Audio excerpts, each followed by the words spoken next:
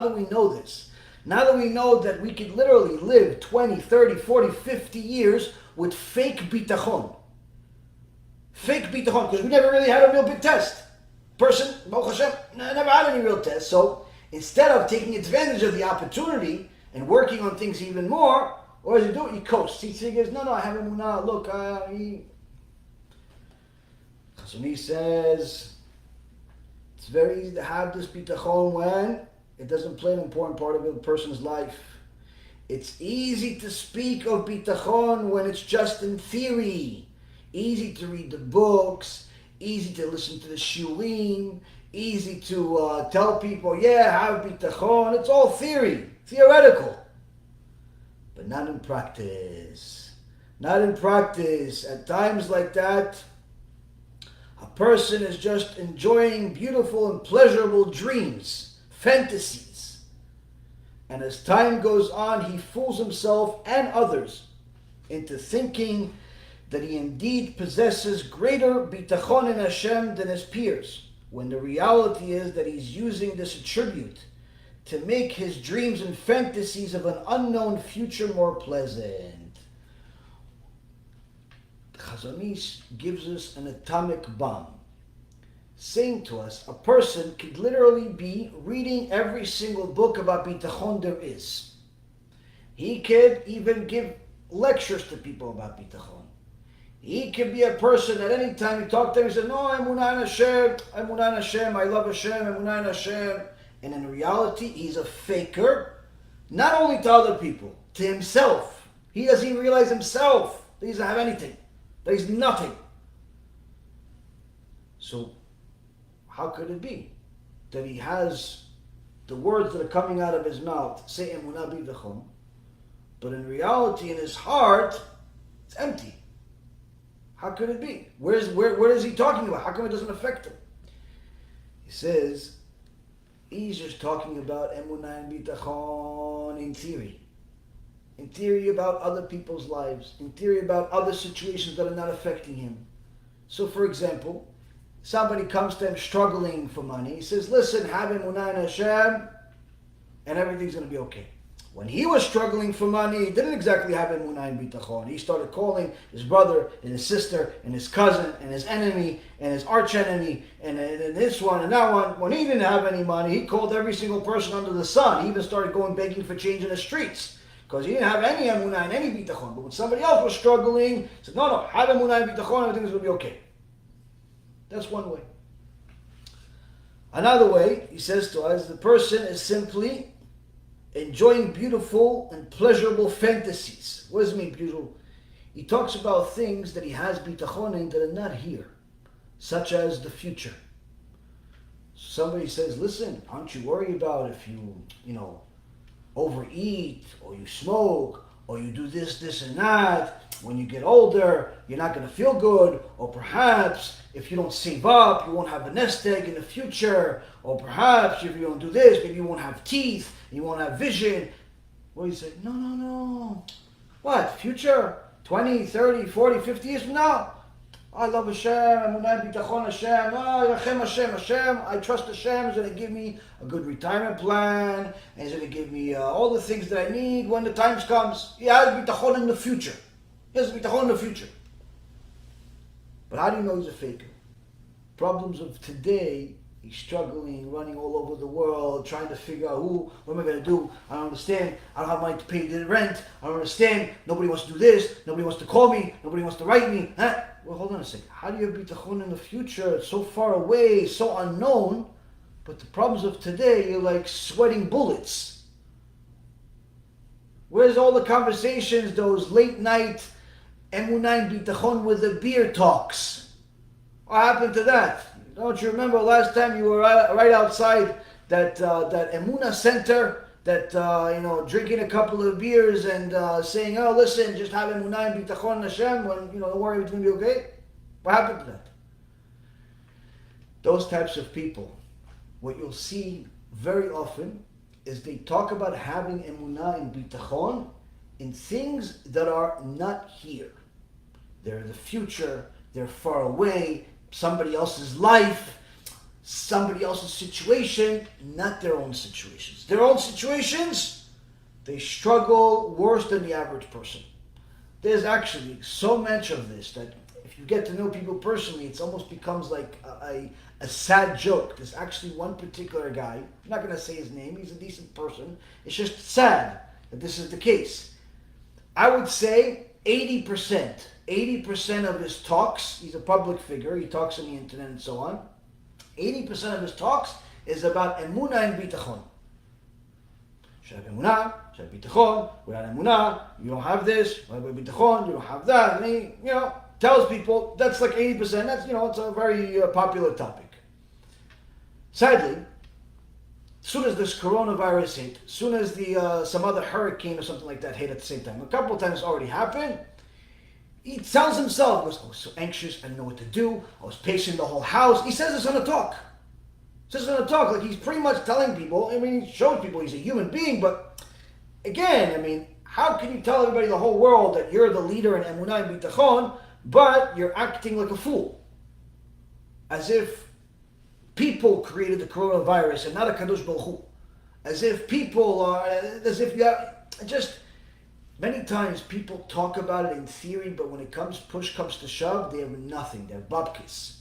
Why? Because the only way to acquire emunah and bitachon is through the code that the Torah gave us.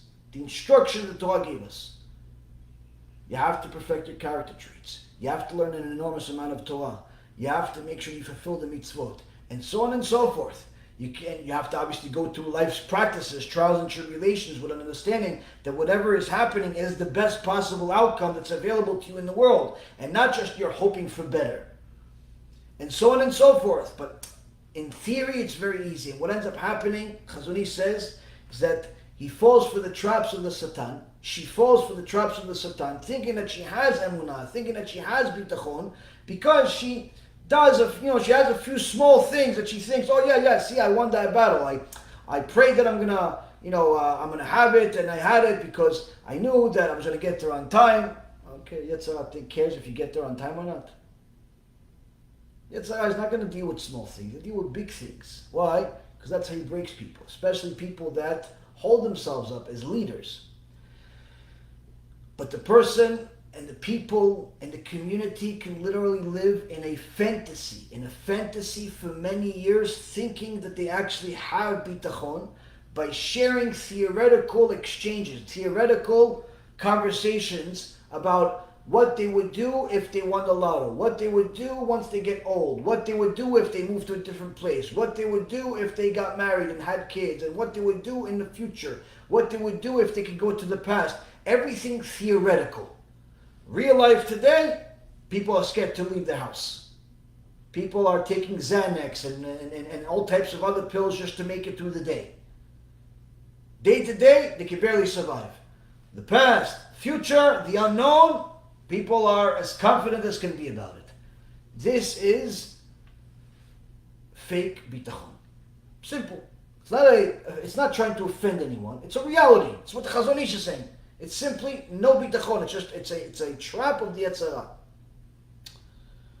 So now, what does a real bitachon look like? He says the real test that can decide whether a person really has bitachon, whether he believes what he's saying, where in Hebrew he says, "Im piv velibo shavin," if his mouth and his heart are equal, meaning they're on the same page. If his mouth and his heart are on the same page, in essence means if he really believes what he's saying, but it has a little bit of a different meaning. As far as if his mouth and his heart are on the same page. Why? Because if he believes what he's saying, you can understand that literally. But Piv v'libo shavin, there's a pasuk in the Torah that says, "B'piv v'shfatav kibduni v'libam richak mimeni." In his mouth and in his lips, they gave me kavod.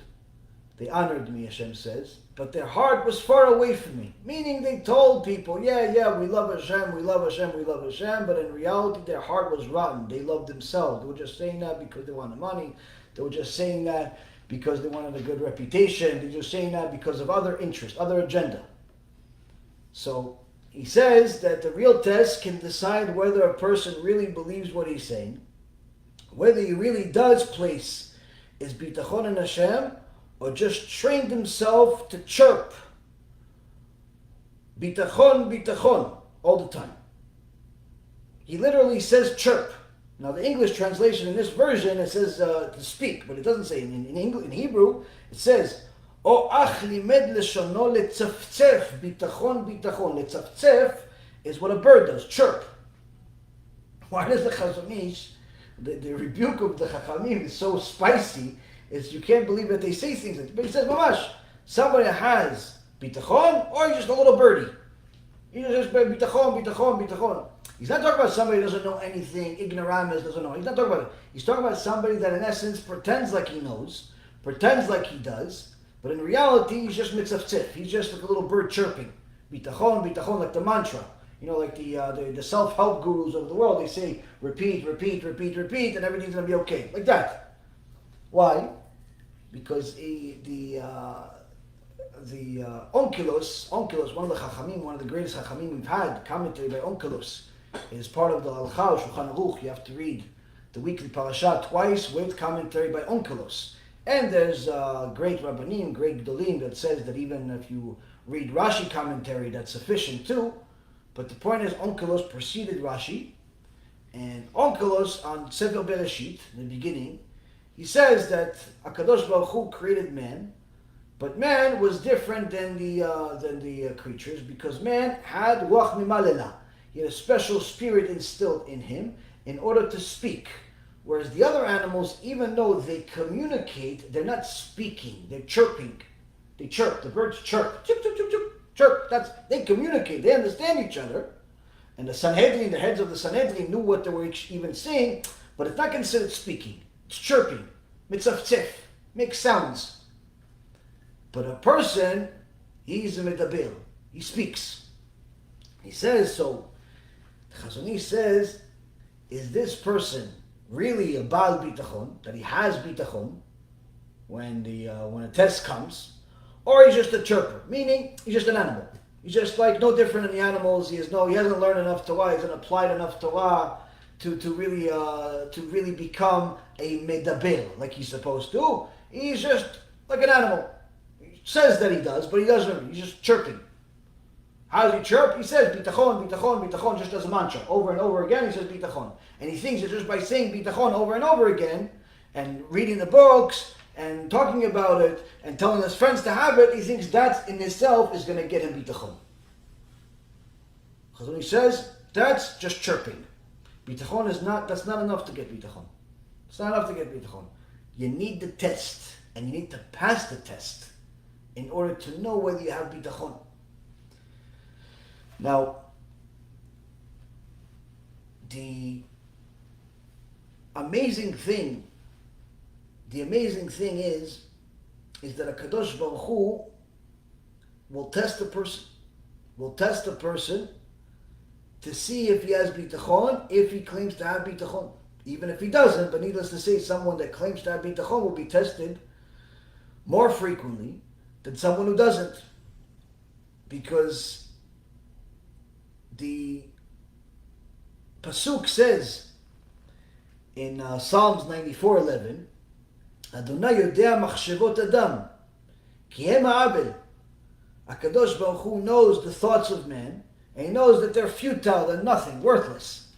So a person that thinks he has bitachon, it's like, no, as soon as the test comes, I'm going to do this. If I don't have this, I'm going to do that. If I don't have this, I'm going to do that. She pretends they have all the bitachon in the world. That's like a text message to Hashem.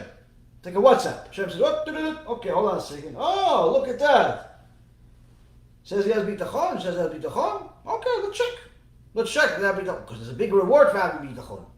It's a big reward for having bitachon. It's a big thing to have bitachon. So you said you have bitachon? Yeah, let's check.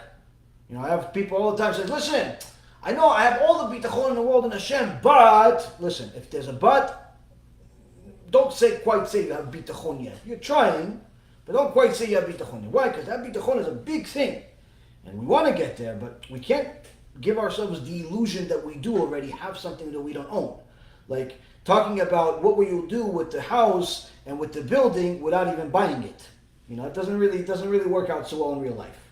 So as soon as a person claims to have bitachon, HaKadosh Baruch Hu says, oh, it's a test message, and he tests the person. He tests the person, he gives them a test. Not to torture them, but to see, where do they stand? You said you have bitachon. A lot of things come if you have bitachon. So let's see what happens, and he tests the person.